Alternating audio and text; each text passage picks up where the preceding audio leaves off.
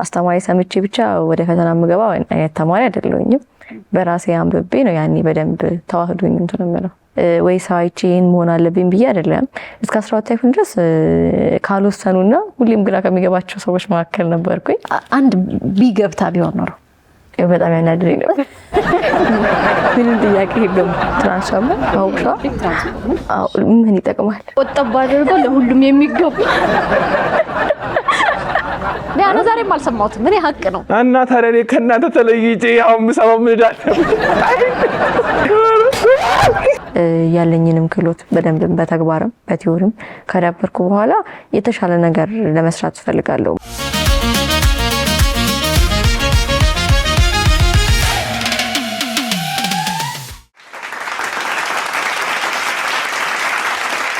እየተከታተላችሁ የምትገኙት በአባይ ቴሌቪዥን ወደ እናንተ የሚደርሰውን የሰከላ ሾው ነው። እንግዳዬን ባጭሩ ላስተዋውቃችሁ። በአዳማ ሳይንስና ቴክኖሎጂ ዩኒቨርሲቲ በ5 ዓመታት የኤሌክትሪካል ፓወር ኤንድ ኮንትሮል ኢንጂነሪንግ ቆይታዋ በወሰደቻቸው 60 የትምህርት አይነቶች ሙሉ ነጥብ በማስመዝገብ የዩኒቨርሲቲውን የምንጊዜም የታሪክ ሪከርድ ያሻሻለች የዓመቱ የወርቅ ሜዳሊያና የዋንጫ ተሸላሚ መሐንዲስ ሩት አባተ ትባላለች።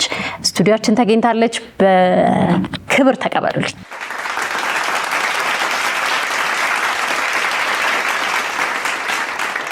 እንኳን ደስ ያለሽ ቀለሜዋ።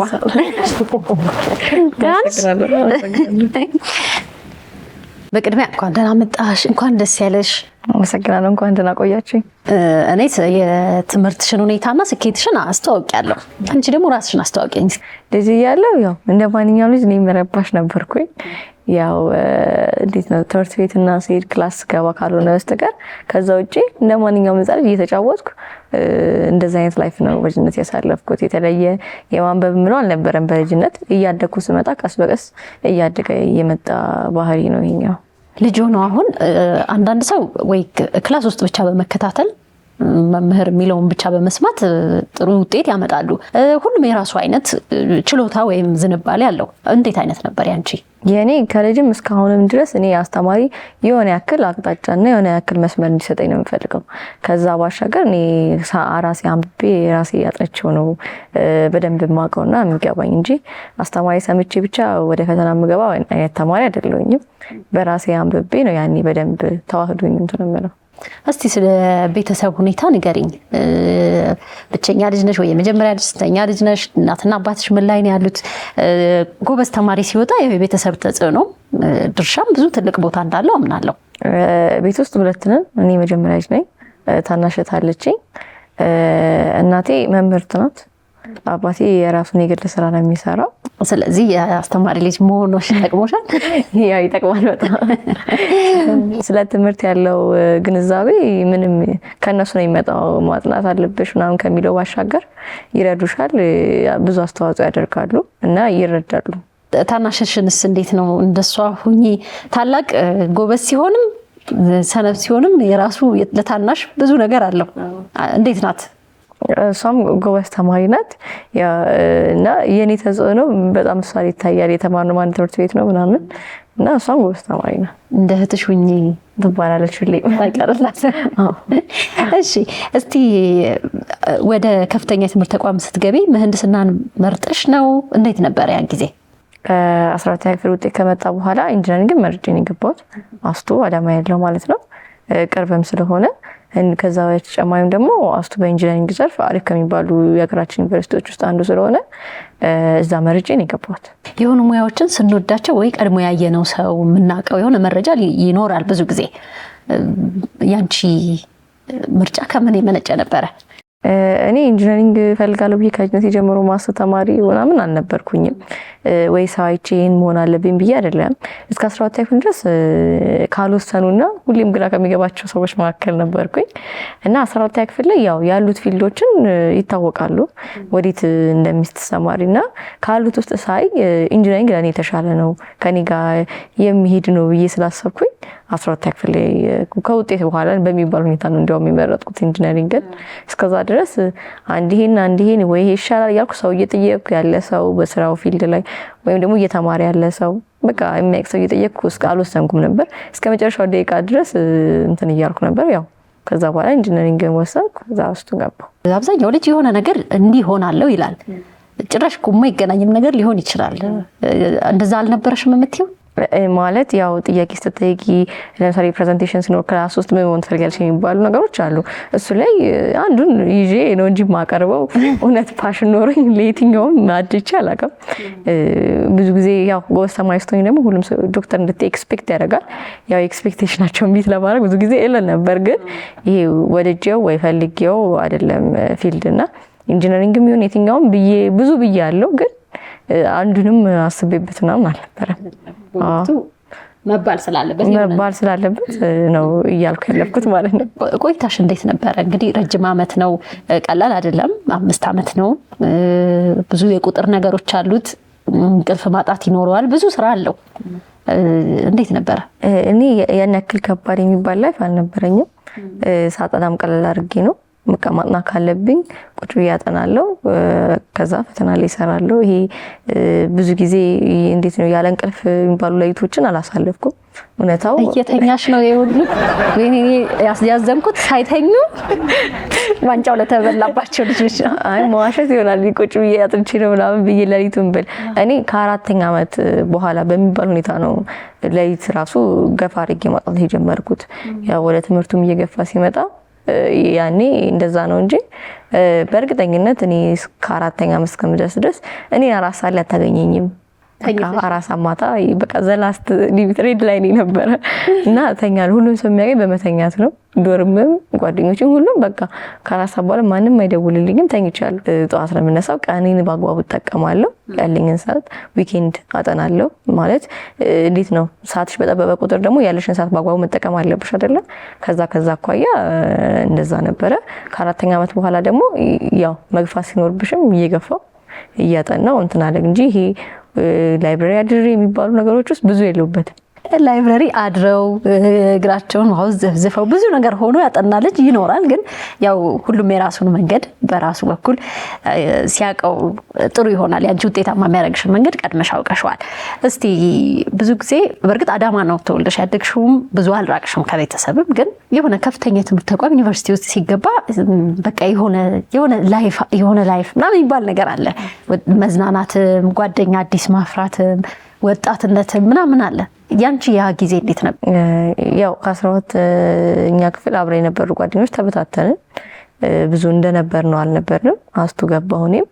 ከዛ እኔ የፍሬሽ ላይፍ እንዴት ነው ብዙ ተማሪ አሁን ፍሬሽ ስትገቢ እኔም አሁን ሌላ ሀገር በሆን ኖሮ ከተማኒ እንውጣ የሚባል ነገር አለ። በቃ በኔቸር ያው ሌላ ሀገር ስትሄጂ ማየት ግዴታ ነው። እነዚህ ነገሮች እኔ ጋር አልነበሩም። ምክንያቱም ወዴት ነው የትኛው አዲስ ነገር እና እንደዛ የምልባቸው ጊዜያቶች አልነበሩም። ስፔሻሊ ፍሬሽን ዶርም፣ ካፌ፣ ከዛ ላይብረሪ መግባት ካለብኝ አልፎ ነው ዶርም ነው የማጠናው ሞስትሊ እና ከዛ ውጪ ክላስ ነው። ከዛ ውጪ የተለየ ላይፍ አልነበረኝም። እኔ ማታ 12 ሰዓት ራሱ ዶርም ነኝ፣ ታገኘኛለሽ። በቃ አልወጣም። በቃ ዶርም አካባቢ ነው የነበረኝ። ብዙ የመውጣት እንትን ነው በተፈጥሮ አክቲቪቲ ያለብን ነገር አልወድም። የሆነ ኢንተርቴን የሚያደርገኝም ቁጭ ብለሽ የሆነ የሚሰራው የሆነ ነገር ብቻ ነውና ከዛም አካባቢ ሊሆን ይችላል። ብዙ እንደዚህ ነገር ውስጥ አልነበርኩም።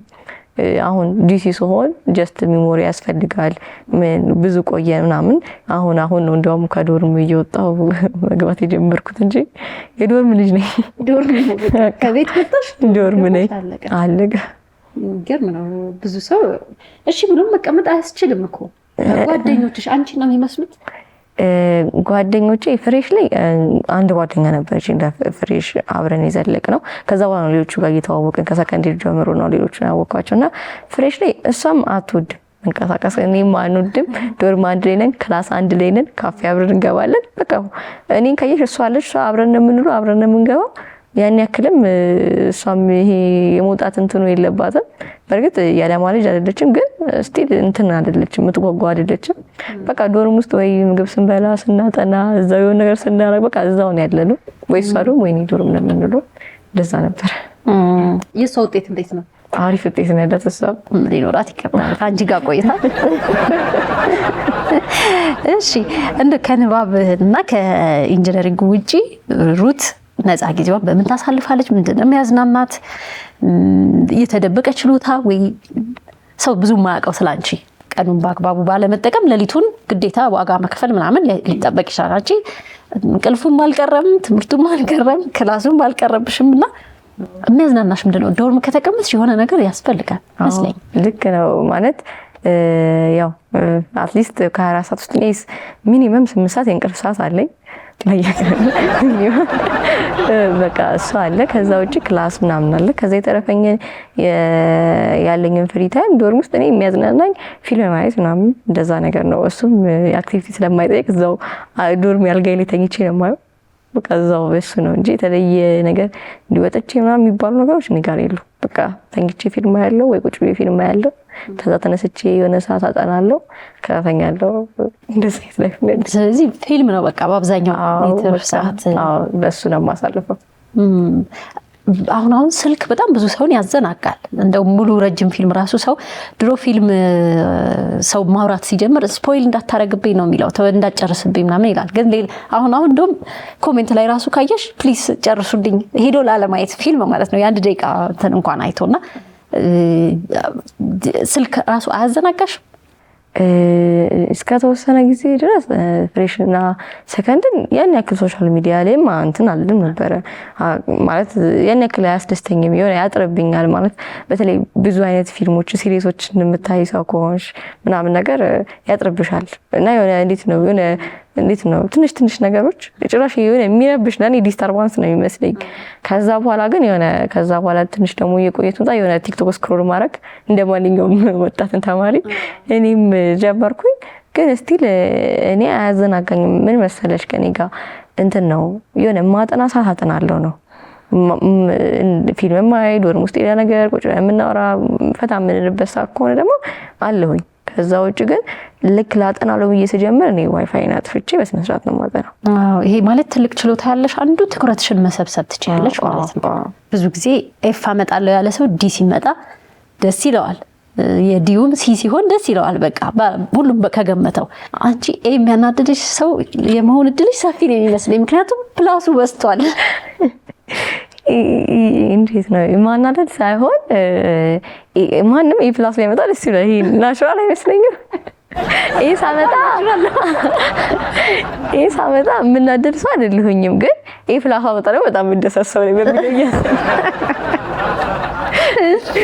እንግዲህ ከ60 ራስሽ ብትነግሪኝ ደስ ይለኛል። 60 ኮርስ ማለት ከፍሬሽ ጀምሮ የወሰድናቸው ኮርሶች እስከ ጂሲ ማለት ነው 60 ናቸው በእኛ ዲፓርትመንት። ከዛ ውስጥ 47ቱ ኤ ፕላስ አለኝ፣ የተቀሩት 13 ደግሞ ኤ ናቸው ማለት ነው። በጣም ብዙ ነው። ይሄ ጭብጨባ ያስፈልገዋል። ምንም ሌላ አይደለም። ያንቺ ዋንጫ ብቻ አይደለም ሪከርድም አግኝተሽ የትምህርት ቤቱን የተቋሙን ሪከርድ ሰብረሻል። ያው በሴት እንደዚህ ያመጣ ያለ አይመስለኝም። በወንድ አለ?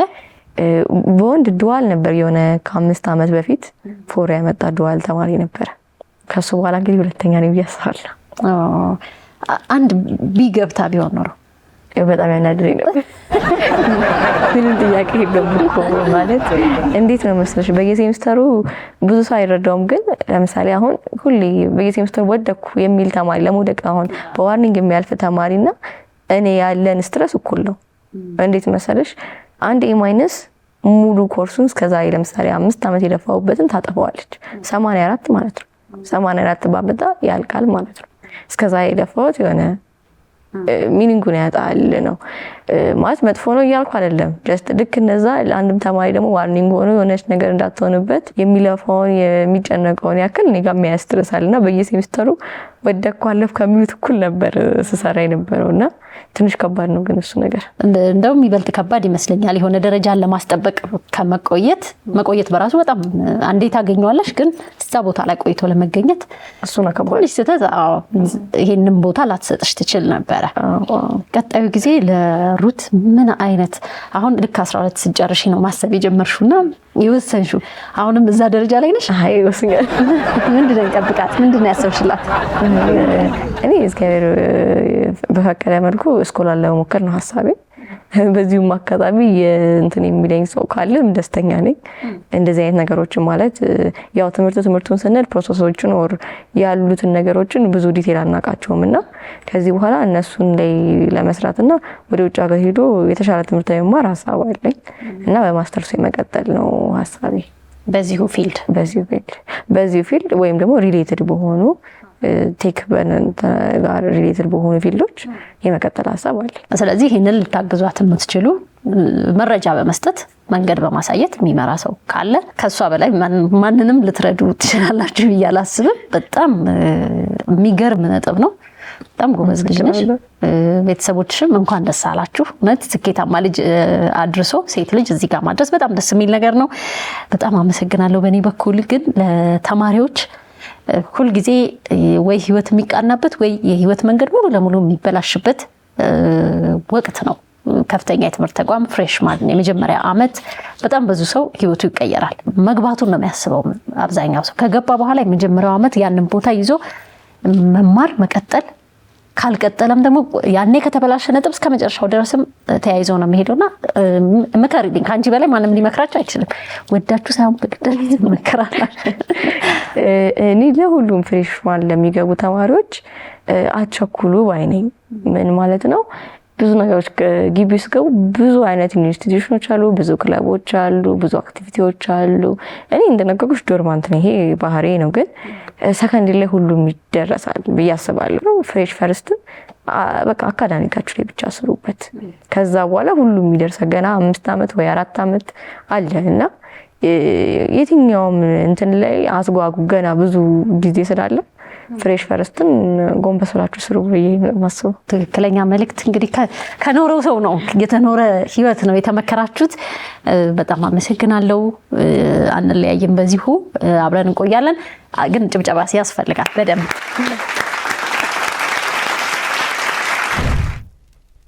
ከሩት ጋር ያለን ቆይታ ይቀጥላል። አሁን እዚህ ጋር እንደምታዩት ይሄ ቲቪ ከመጣ የወንበር ግልበጣ ሰዓት ደርሷል ማለት ነው። ዛሬ በእውቀት ላይ የተመሰረተ ጥያቄ የሚጠየቁ 5 ተጠያቂዎች ተዘጋጅተዋል። እኔ አልጠይቅም፣ ያው በእውቀት ላይ ስል ታውቃላችሁ መቼም ማን እንደሚጠይቀው። ከዛ በፊት እዚህ ያላችሁ በሙሉ አንዴ አጨብጭበንላት እንጀምር። እውቀት ሲነሳ ደስ የሚል ነገር አለው አይደል? እየተቀላለድን ነበር። ታዋቂ ነሽ ስትለኝ አዋቂ ነሽ እያልኳት ነበረ። ጥያቄ አለሽ በሀሳብሽ የተዘጋጀሻቸው ነገሮች?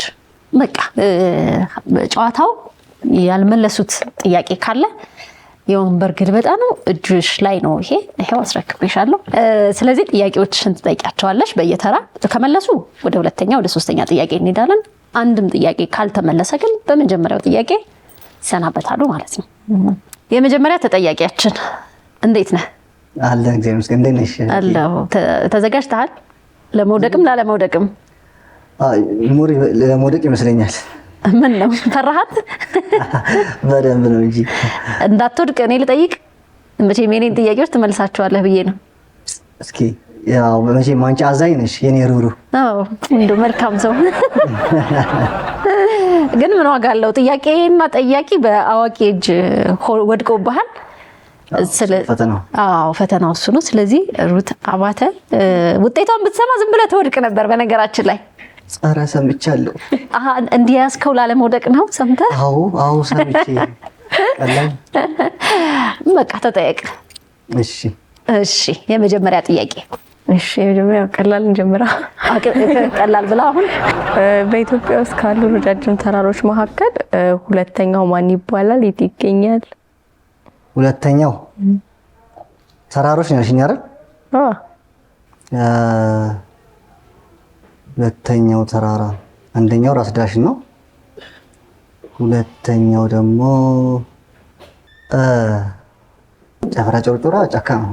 ጫካ ነው። ምንም ያለ ሜዳ ጫካ ጨፈራችሁ።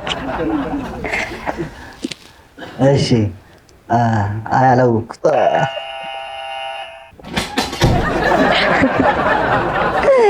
እዚህ ወንበር ላይ ቀላል ሰው አታስቀምጡ እባካችሁ። ይሄ ራሱ ከራስ ዳሽን ላይ እንደመውደቅ መልስ ምስጪውና ቱሉ ዲምቱ በባሌ የሚገኘው ቱሉ ዲምቱ የተራራው ስም ነው። የሚገርም ነው። እኔም አላውቅም ነበር። እንኳን አልተቀመጥኩ ዛሬ። እሺ ሁለተኛ ተጠያቂያችን ውይ አቅሊላት በእናትሽ። እሺ ግራና ቀኙን ያዢ ማለት አይደል? እንደሚከብድ ፈርቼልሽ ነው እኮ። አረ ታክልለው ነገር በራስሽ ከተማመንሽ ግን ዘና ብለሽ ቁጭ በይ። እንደዚህ ለውበት ነው አንዱን ብቻ እንደያዘስ። እንደሱ። እሺ ሁለተኛ ጥያቄ። እሺ በየሰፈራችን ውስጥ ትራንስፎርመሮች አሉ ታውቃላችሁ አይደለ? ትራንስፎርመር ምን ይጠቅማል ወይ ምን ያደርጋል? የሆነ ነገር ንገሪኝ ስለሱ። ስለ ትራንስፎርመሮቹ ነው? አዎ ትራንስፎርመር ምን ይጠቅማል ምን ያደርጋል? እንትን ነው ሲመስለኝ፣ ብዙ እንትን የለኝም ግን ተቆጣጥሮ ለሁሉም ቤቶች እንትን ኤሌክትሪክ ማከፋፈል ይመስለኛል። ትንሽ ድልስታ ትንሽ አብራሪ ተብለሻል ማለት እንደዛ ሳይሆን በደንብ ሌላ ነው ጥሩ። ግን እስቲ ግን እኔ ግን ባንቺ ነው የምስማማው። ልክ ነሽ ግን እሷ ልክ አይደለሽም ስላለች እሺ ቀጥይ። ሌላ ምን ሊሆን ይችላል? እኔ እንጃ። ስታግዣን ትንሽ ሞክሪ። እንጃ እኔ እንድትወድቂ ስላልፈለኩ እኮ ከመቆጣጠር ሌላ እንዴ ከዛው ተቆጣጥረው አይልኩልንም እንዴ? በየሰፈራችን ምን ያስፈልጋል? ሳይሆን እንትን ቆጠብ አድርገው ለሁሉም የሚገባ ቆጠብ አድርጉ። በቤተሰብ ቁጥር ነው ወይስ ፍሪጅ አላቸው? ስቶቭ ይጠቀማሉ? ምን ኦቭን አለው? ይሄ ጥሩ አይዲያ ነው። ከመልስ ይልቅ ወደ ኮሜዲነት አድርገዋል። አይ ይሄ ቢተላለፍ ጥሩ፣ እንደዛም ቢያረጉልን ጥሩ። አዎ ውድ እንዳንከፍል።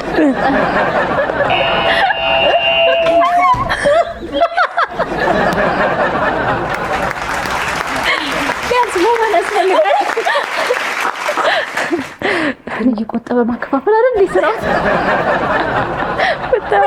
ስራው እየቆጠበ ሳይሆን ኃይል እየመጠነ ይመስለኛል። አላውቅም።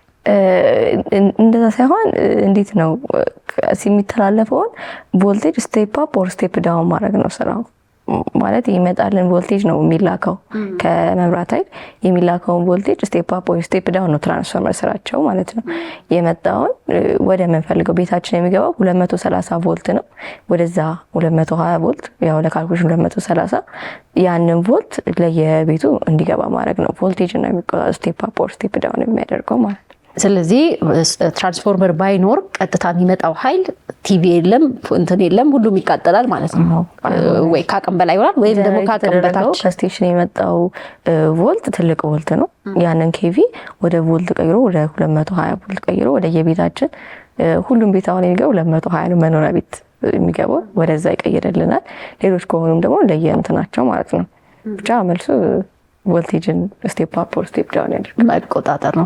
እሺ እሱን እየተቆጣጠረ ራሱ የሚቃጠለው ምን ይሆን? ራሱ የሚከብደዋል እንዴ? ብዙ ጊዜ ፈነዳ ትራንስፎርመር ተብሎ መብራት ሲጠፋ አውቃለሁ። መተው ሲሰሩት አይቻቃለሁ እኮ።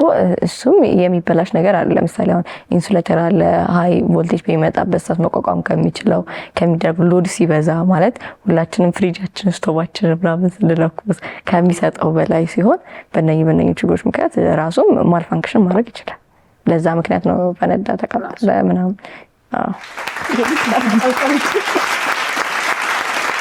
እሺ ወደ ሶስተኛ ተጠያቂያችን እንሄዳለን። ግን አብዛኛው ሰው ቢጠየቅ ይሄንን እሷ እንደመለሰች ነው የምንመለሰው። እኛ ምስኪን ህዝቦች ነን። አይ እንደዛ ሳይሆን በቃ በዚሁ ሁሉም ይወቃል። የዚህ ጥያቄና መልስ ዓላማ በዛው እኔም አሁን አወቅኩኝ። ብዙ ሰው ያውቃል እዚህ ያሉ ተመልካቾቻችንም ሌላውም ምን እንደሚሰራ ምን እንደሚጠቅም እግረ መንገዳችን እናውቃለን። ብዙ ጊዜ ነገሮቻችንን እንጠቀምባቸዋለን እንጂ ምን እንደሚጠቅሙ አናውቅም።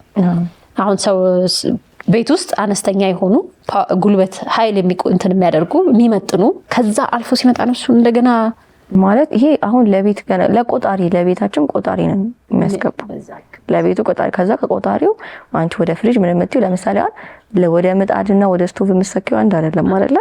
ልክ እንደዛ እሱ ለእያንዳንዱ ቤት ውስጥ ነው እንትን የሚባለው። ግን ወደ ቆጣሪ የሚገባው አሁን መብራት ኃይል የሚሰጠው ቮልት ማለት ነው ወደዛ 220 እንዲሆን የሚያደርገው እሱ ነው በየሰፈራችን ያለው ስፔሲፊካሊ ስቴፕ ዳውን አድርጎ የሚያሰጠን ማለት ነው። ያው ሁሉም ሰው ማወቅ አይጠበቅበትም፣ ግን እኔ ከዛ ውጭ አሁን ለጊዜው ጥያቄ የለኝም። ለዛ ነው አለ ሁሉም ሰፈር አለ። አልፈነው ነው የምንሄደው እያንጋጠጠን ይሄ እንደውም ነፈረዋል። ሶስተኛ ጥያቄ ተዘጋጅተሻል? እስቲ አንድ አስደለው። አሁን ይሄም ከባድ አይመስልም፣ ግን ይከብዳል።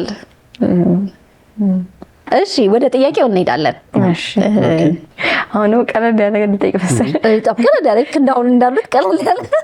እሺ ስልክን ለመጀመሪያ ጊዜ ዲስከቨር ያደረገው ሰው ወይም ኢንቬንት ያደረገው ሰው ማን ነው? እኔ ስልክ የለኝም፣ ስልክ አልጠቀምም። አዎ ለሚጠቀሙት የሚጠቀም ሰው ነው መጠየቅ ያለብሽ። እኔ አሁን ስልክ የለኝ ምን የለኝ። በዚህ ጊዜ ስልክ ካልተጠቀምክ በምንድን ነው ከሰው የምትገናኘው? አልጠቀምም፣ የለኝም። እውነት ነው። ይሄ መልሱ ከብዶ ነው እንጂ መቼስ አዋተን ገዝተን ትጠየቃታለህ። በቃ እንደሱ ያስማማል። ስሙን ልንገርሽ የምትገዡት። እሺ ምርጫም አለ። ደስ ይለኛል። መኪና ማን እንደፈጠረው አላቅም፣ መኪና ስለሌለኝ አይባልም። አዎ ከሌለኝ ማን እንደፈጠረው ለምን አውቃለሁ?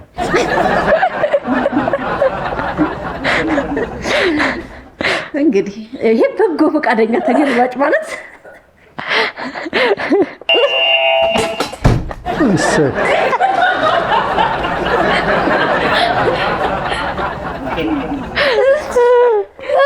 በጣም እንዳንተ አይነት ደግሞ እሱ ግን ሌላ የሆነ ስለ ኩላሊት ስራ ብንጠይቀውም የለኝም ነበር የሚለን። በዚህ ሁኔታ ስልክ የለኝም ብሎ ሊያመልጥ ነበር፣ ግን አልተሳካም። መልሱ አሌክሳንደር ግራምቤል ነው። እንግዲህ አልሆነልህም። ሁለት አቅለ ይላቸው። እሺ ቀጣይ ቀላል ስልክ የለኝም አስባልሽው እንጂ በዚህ ዘመን የስልክ ሳይኖረው ይቀራል ብዬ ላስብ አልችልም። እሺ ስለዚህ ቀጣይ ሁለት ጥያቄዎች ይቀራሉ። ያው የትኛውን ነገር እኛ ስለሌለን አናውቀውም ማለት ለጨዋታው ቆንጆ ነው፣ ወድጄልሃለሁ። የማምለጫ መንገድህን ከመውደቅ ባያተርፍህም። ወደ አራተኛ ተጠያቂ እንሄዳለን። ይጨብጨብለት። ያሳዝናል። ወደ እሳይ ብሎ ያደቀው ሶስት ተጠያቂዎች፣ ሶስቱም አልመለሱም። ጥያቄው እየከበደ ነው የሚሄደው። አራተኛ ላይ ደርሰናል። ተዘጋጅተሻል? ተዘጋጅቻለሁ። ተዘጋጅታችኋል? አሁን ቀላል ነው። አሁን ይምር ቀላል ነው። እስቲ በቃ ቀላል ነው ተብሏል። እንግዲህ ቀጥለ ጎበዝ ነኝ ምንም ማለት ጎበዝ ነኝ ምንም ማለት ብሏል። ቀላል ነው እንዲያው የሚያሰብኩት አሁን። አረ አዎ እሺ፣ ቀላል ጥያቄ ነው ተብለሃል። የኢሲያ ሀገር ዋና ከተማ ማን ነው? እኔ ሲጀመር የማልገመት ሰው ነኝ።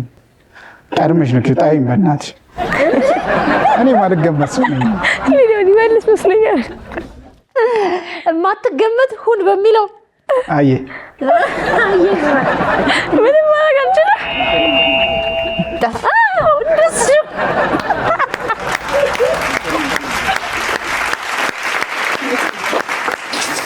ከጥያቄው በፊትም ቀድመሽ ጠይኝ አለ ማለቱ እሱ ሆኖ ነው። ጥያቄው ትንሽ እንትን ነበረ። እኔ እንደውም ይመልሰዋል ብለሽ ጠብቀሽ ነበር አይደል? ጥያቄውን ድገሚውና ትሪክ ያው ትኩረት የትኩረት ችግር ነው። አዎ ተዘጋጅቷል ለመውደቅ። ለዛ ነው። አዎ በቃ ቀድመሽ ጠይኝ አለ እኮ። አዎ ጥያቄውንና መልሱን የኢሲያ ሀገር ነው ያልኩት። ከአባባሉ ነው የኢሲያ አህጉር ነው መሆን ያለበት። ለዛ ነው ያንን ኢሲያ ሀገር አይደለችም ብሎ ይመልስ ነበር የሚጠበቀው። እንደ በዚች እውነትም የማይገመት ነው የሆነው። የሰማ ራሱ አይመስልም። ጥያቄው አላማው አለመገመት ነበር። ምንም ማድረግ አይቻልም። አምስተኛችንን እንጠብቃለን። የአምስተኛው ተጠያቂ ከመለሰ ቀጣይ ጥያቄዎች ይጨመሩለታል። አረ እንደው አንድ እንኳን መልሱ ባካችሁ። እሺ ረጅም ይመስለኛል እስካሁን ከመጡት ልጆች አይደል? ስንት ቁጥር ነው ጫማ? እንደማያው እርግጠኛ ነኝ 42 ነው። በቃ 42 ቁጥር እንደዚህ ጠብቆ አዋል እንዴ? አይ ጥያቄውን ቁጥር ብታረጊ። አረ መቻሌ ቁጥር ጥያቄ ማትስ አይደለም። አይ መርጧል። ሌላ ቁጥር እኔ መምረጥ የምንም አይ ችግር የለብኝም። በነገራችን ላይ የፈለጋችሁትን ጥያቄ ብትጠይቁኝ ችግር የለብኝም። በራስ መተማመን። እሺ ግን ጥያቄ እንዳያልቅባችሁ እያሰባችሁ ረጋ ብላችሁ ነው። እድል ሰጠህን። እሺ ብዙ ብሏል ልጅ መጥቼ ሁሉ ጥልሃለሁ እንጂ እኔ አልምርህም። እንደዚህ ግን ጥያቄው እሷ ናት። ሩት እጅ ላይ ወድቀሃል። አምስተኛ ጥያቄሽ ምንድን ነው? ብዙ ተማምኗል ልጁ እና ቁጥር ደስ ይለኛል ብሏል። ስለዚህ ጥያቄ ያሰብኩት ትችል ይላል ነገር ጠይቀው ነው እንጠይቅ። እሺ አውቃለሁ ማለት እኮ ጥፋት ነው። እሺ ወደ ራሴ ፊልድ ልመለስና እሺ በብዙ በቃ የሚታወቅ ኤሌክትሪካል የሚታወቅ ነገር ምንድነው? ኦምስ ሎ ወይም የኦምስ ህግ የሚባል ነገር አለ። ከፈለገ ፎርሙላውን ከፈለገ አይዲያውን ከፈለገ የሆነ ነገር ይበላል ይበለከው ወዳደቂን አሳምረልኝ ምትልሻለ። አይ እሱን ቀድሜ ጸልዬዋለሁ ግን በቃ ሌላ ነበር ቀየርኩ። የምትፈልገው ጥያቄው በነገራችን ላይ አሪፍ ጥያቄ ነው። መልሱን እናንተ ታውቁታላችሁ ብትነግሩኝ እኔ እነግራችኋለሁ። ግን ብትናገሩ እድሉ ልስጣችሁ። ጥያቄም መላሽም እኔ አላውቀውም። እኔ ዛሬም አልሰማሁትም። እኔ ሀቅ ነው እና ታዲያ እኔ ከእናንተ ተለይቼ ያው የምሰማው ምን እዳለ?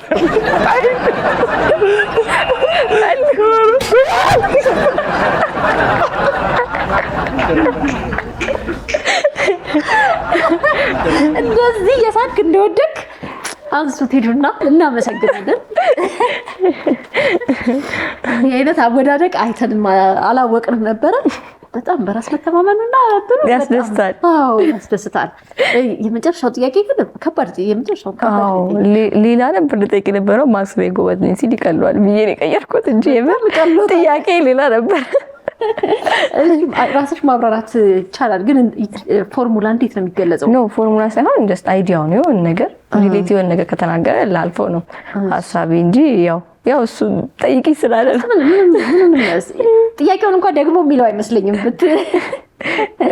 ጥያቄው ኦም ስሎ ማለት ኦም ያወጣው ህግ ነው በኤሌክትሪካል የሚታወቀው። ኦም ስሎ ማለት ቮልቴጅ ከረንትና ሬዚስታንስ ሪሌት የሚያደርግ ነገር ነው። ቮልቴጅ ማለት ቀደም የሚገፋው ኃይል እንደማለት ነው። ከረንት የምንለው ደግሞ የኤሌክትሪክ ገመድ ውስጥ የሚተላለፉ ቻርጆች ናቸው። ሬዚስታንስ ማለት ደግሞ ያንን እንዳይተላለፍ እንዴት አድርገን ይሆን እመቃ ነው የሚባለው በአማርኛ በቃ ተግዳሮት የሚሆንበት ነው። ከረንቱ እንዳያልፍ የሚታገል ማለት ነው። ሶስቱ ሪሌት የሚያደርግ ነገር ቢል ወይም ደግሞ ቮልቴጅ ከረንት ሬዚስታንስ ቢለኝ ነበር ላሳልፍ።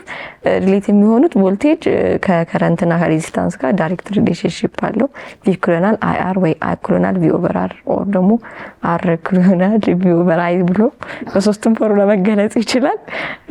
ቀላል ነው እንግዲህ ለኛ ፊልድ ላለ ሰው ለከዛ ውጭ ላለ ሰው ቀላል ነው ላቃለው ያው አለናንተ እንዳለው አብዬ እሱ እርግጠኛ ነኝ ኤክስን ሲፈልግ ነው እዚህ የደረሰው ራሱ ሲንገራተት ገና ድሮማት ሲቸጋ ጥሮ እንደወጣ ነው እንዳይሰማኝ ደግሞ እንዳይወድቅ።